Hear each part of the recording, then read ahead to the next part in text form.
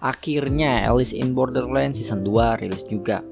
Dan jujur aja gue gak pernah nonton season satunya pas pertama kali keluar. Cuman 1 episode aja waktu itu. Tapi setelah season 2 nya keluar dan kata orang-orang serial ini lebih bagus dari Squid Game, baru gue maraton dari season 1 sampai season 2. Jadi tanpa basa-basi, in the review Alice in Borderland.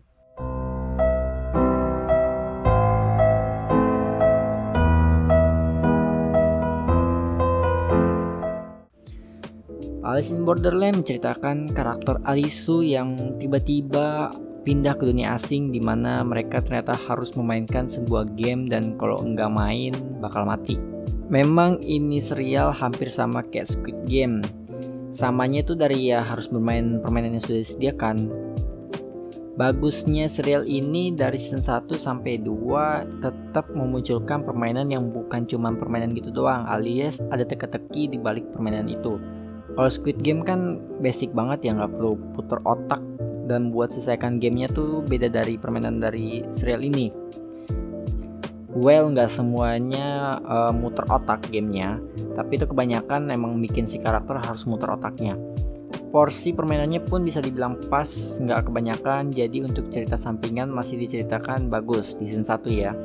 Kalau di season 1 kan ada yang namanya perkumpulan The Beach, di mana perkumpulan ini seperti clan lah, yang kalau main game pasti tahu lah clan.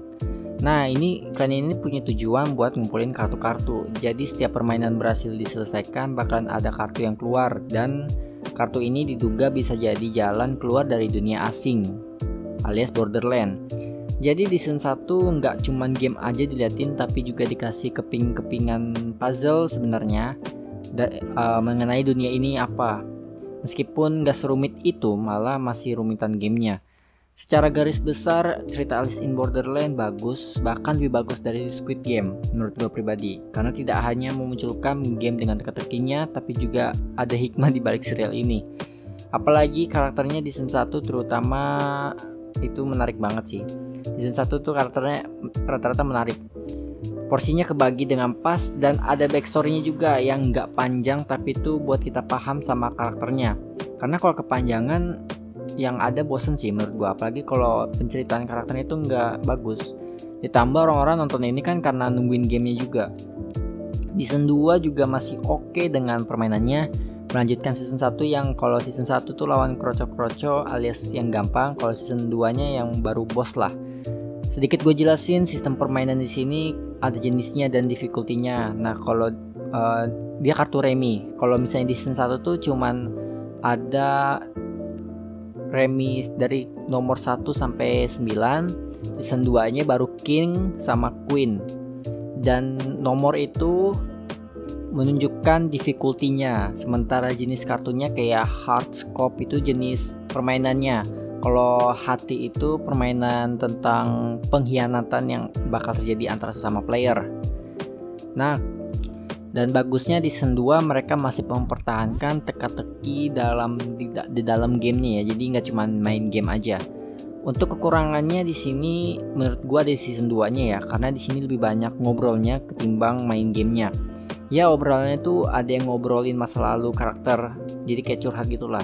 Meskipun mungkin ini dibuat untuk chemistry-nya ya, untuk biar dapet, tapi nggak dipungkiri di beberapa momen tuh memang terlihat ngebosenin. Kemudian ada karakter yang potensialnya dibuang-buang. Kalau kalian inget yang karakter, gue lupa nama karakternya siapa, tapi karakternya yang pakai panah, yang cewek yang di season 2 itu keren sebenarnya karakternya, tapi itu kayak kurang di highlight aja. Dia plot armornya, nah sebenarnya gue ada dua pendapat sih. Pertama, plot armor jadi ya seperti umumnya karakter utama pasti bakal selamat ya. Cuman plot armornya itu di bagian game King Club kalau nggak salah, yang permainannya ada satu tentara gitu ngebantai semua player. Nah itu kan pakai senjata api ya, tapi tuh nggak kena tembakannya berkali-kali, tebel banget plot armornya. Nah tapi ada pendapat kedua yang bilang nggak kena karena keinginan mereka hidup tuh besar, kuat. Nanti gue ceritain di bagian spoiler lah lengkapnya. Terus juga muncul karakter yang seharusnya udah mati, maksud gue ya nggak mungkin selamat, tapi di season 2 malah muncul lagi nih karakter. Nah, sekarang gua bakal bahas spoiler alert ya, spoiler alert. Jadi kan ternyata selama 2 season ini kita melihat orang yang koma selama 1 menit doang, yang disebabkan sama meteor jatuh di Shibuya, dan karakter yang hidup ini karakter yang punya keinginan hidupnya tinggi. Makanya dia bisa hidup lagi. Jadi bisa dibilang mereka ada di antara dunia hidup dan mati. Sesuai nama game yang di awal, Alive or Dead. Cuman tetap aja di pikiran gua, karakter di season 1 kayak Niragi yang kebakar hidup-hidup tuh nggak masuk akal aja, tapi ya udahlah. Belum lagi karakter yang cewek yang berpanah itu, yang ditembak dari jarak dekat loh pakai AR tapi nggak mati juga. Ya balik lagi yang gua bilang tadi, ada yang bilang karena keinginan mereka untuk hidup tuh kuat, makanya mereka nggak mati. Jadi kesimpulannya, serial ini recommended untuk kalian yang suka Squid Game, dan nonton ini pasti cocok. Apalagi nggak cuma permainannya yang gitu doang, yang kayak ngandelin keberuntungan, enggak. Di serial ini gamenya mengandalkan otak juga. Jadi skor akhir dari gua 8,5. Terima kasih bagi yang sudah menonton. Like, comment, dan subscribe. Gua Rakis, signing out.